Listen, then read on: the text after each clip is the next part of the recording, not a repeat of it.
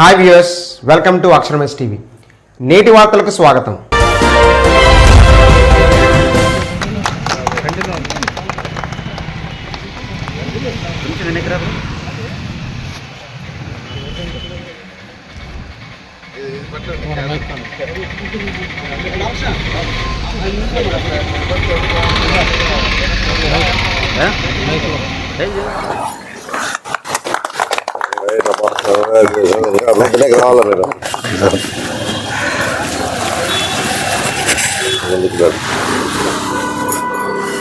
Media మిత్రులకు నమస్కారం.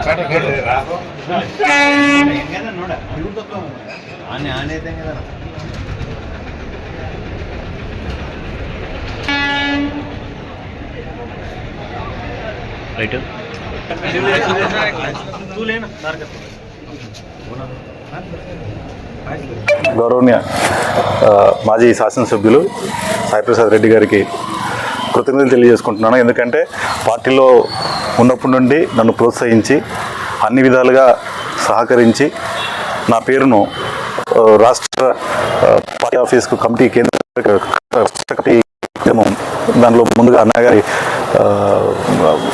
ప్రోత్సాహమే ఉంది. ఆయన అందించిన ప్రోత్సాహంతోనే పార్టీలో పనిచేసుకుంటూ పోతున్నాము. ముఖ్యంగా ఏమంటే కష్టపడే కార్యకర్తలకు ఖచ్చితంగా పార్టీలో గుర్తింపు ఉంటుంది అనే దానికి ఇది ఒక మంచి నిదర్శనం. ఎందుకంటే పార్టీలో జాయిన్ అయినప్పటి నుంచి కష్టపడుతూ వచ్చాము కాబట్టి మా పేరు కూడా అన్నగారు ప్రపోజ్ చేసి పనికి పంపించి, అదేవిధంగా చాలామంది ఆదోన్ నుంచి చాలామంది వరకు జనరల్ సెక్రటరీ పోస్టులు కానీ, కర్నూలు జిల్లాలో జనరల్ సెక్రటరీగా బంగారప్ప గారు కానీ, అదేవిధంగా రాముడు కానీ, తరుణ్ కానీ చాలామందికి ఈ లీగల్ సెల్లో పోస్టులు వచ్చినాయి. నాసిర్ గారు కానీ, నాగరాజు గారికి లీగల్ సెల్ ప్రెసిడెంట్గా. సో అందరికీ గుర్తింపు దక్కుతూ ఉంది.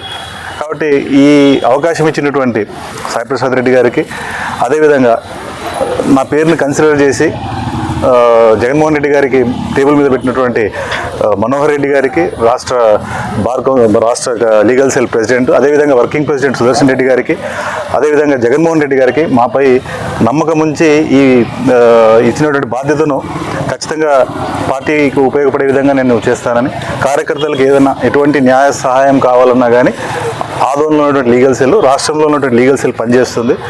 ఎటువంటి ఇబ్బంది కలిగినా, అన్యాయమైన కేసులు పెట్టినా, ఏమైనా ఉన్నా కానీ ఖచ్చితంగా మేము లీగల్ సెల్ ద్వారా మేము సహాయ సహకారం అందిస్తామని తెలియజేసుకుంటూ, అదేవిధంగా కర్నూలు జిల్లా ప్రెసిడెంట్ సువర్ణారెడ్డి గారికి, అందరికీ శ్రీ మోహన్ రెడ్డి గారికి కూడా అందరికీ పేరు పేరున ధన్యవాదాలు తెలియజేసుకుంటున్నాను. నా పేరు ఎల్కే జీవన్ సింగ్, అడ్వకేట్ అదోని నుంచి గురు జాయింట్ సెక్రటరీ. మీడియా మిత్రులకు నమస్కారం. ఈరోజు మన ఆదోని తరపున అడ్వకేట్లు మన జీవన్ గారిని, అడ్వకేట్ల తరపున జీవన్ గారిని రాష్ట్ర లీగల్ సెల్ సెక్రటరీగా నియమించడం జరిగింది జగన్మోహన్ రెడ్డి గారు. ఆయన కూడా ప్రత్యేకంగా లాయర్ల తరపున కృతజ్ఞత తెలియజేస్తూ ఉన్నాను. గతంలో కూడా రాజశేఖర గారు కూడా జగన్మోహన్ రెడ్డి గారు కూడా మామూలుగా ఎవరైతే అడ్వకేట్లుగా ఎంటర్ అయింటారో వాళ్ళందరికి కూడా ఆ రోజుల్లో స్టైఫండ్ ఇచ్చినాడు జగన్మోహన్ రెడ్డి గారు. దాదాపు ఒక్కొక్కరికి 5,000 రూపాయలు ఇచ్చుకుంటా లాన్ వేస్తాం కింద ఇవ్వడం జరిగిన పరిస్థితి కూడా ఉంది. ఇది గుర్తుపెట్టుకోవాలి ప్రతి వారు కూడా, ఎందుకంటే ఎప్పుడు కూడా ఎవరు కూడా ఈ కార్యక్రమాన్ని అందించిన పరిస్థితి లేదు. ఇప్పుడు యాడ్ ఇస్తా ఉన్నాడు చంద్రబాబు నాయుడు, ఇవ్వడం లేదు అసలుకి. ఇస్తా ఉన్నాడా? అనౌన్స్ చేసినాడు కానీ ఇంతవరకు జగన్మోహన్ రెడ్డి కరెక్ట్గా డేట్ ప్రకారంగా వాళ్ళకి అన్ని విధాలుగా అందించేవాడు. ఏదున్నా కూడా ప్రతి చదువుకున్న వాళ్ళందరూ కూడా ఆలోచన చేయాలి. ఈరోజు ఈ ప్రభుత్వం ఏ విధంగా నడుస్తూ ఉంది, గత 14 ఏళ్ళుగా ఏ విధంగా నడిచింది, అంత ఎడ్యుకేటెడ్లు ఉన్నారు. ఇంత రాష్ట్రంలో ఉన్నటువంటి పరిస్థితుల్లోన గత ప్రభుత్వం ఏం చేసింది అనేది కూడా అందరికీ తెలుసు, బాగా చేశారు. ఎందుకంటే డెవలప్మెంట్ చేసే విషయంలో కూడా జగన్మోహన్ రెడ్డి గారు ఆ రోజుల్లో ఆంధ్ర డెవలప్మెంట్ అయిందంటే జగన్మోహన్ రెడ్డి హయాంలో అని చెప్పేసి కూడా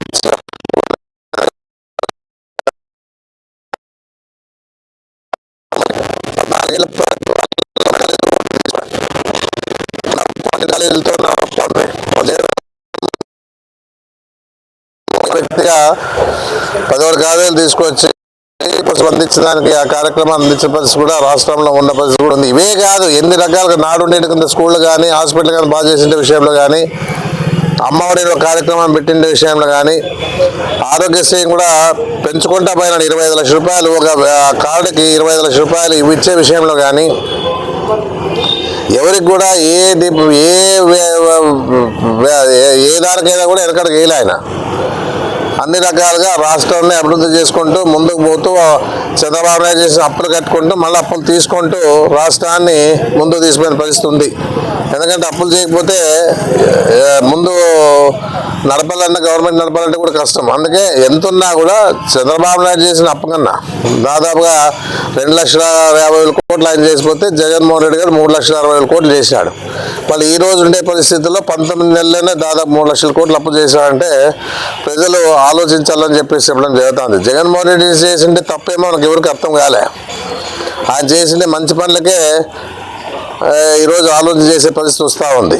ఎందుకంటే ఇచ్చిన మాట నిలబెట్టుకునే విషయంలో జగన్మోహన్ రెడ్డి గారు అన్ని విధాలుగా ఆయన ముందుంటాడు. మళ్ళీ చంద్రబాబు నాయుడు ఇచ్చిన హామీల్ని నెరవేర్చే విషయంలో వెనకనే చేస్తూ ఉంటాడు. చెప్పడం వరకే, అధికారం వచ్చే వరకు ఏదైతే చెప్పగలుగుతారో, ఏదైతే ప్రజలు వింటారో, ఏదైతే వాళ్ళ ద్వారా గెలిచి అధికారానికి వస్తాడో తర్వాత వాళ్ళందరినీ మర్చిపోతాడు. అన్నీ ఇచ్చానని చెప్పేసి మళ్ళా గట్టిగా మాట్లాడుతూ ఉండే పరిస్థితి కూడా మనం చూస్తూ ఉన్నాం రాష్ట్రంలో. ఏదున్నా కూడా ఆయన జాబ్ క్యాలెండర్ ద్వారా వదిలేసినాడు. ఆ రోజు జాబ్ క్యాలెండర్ పెట్టినాడు. ప్రతి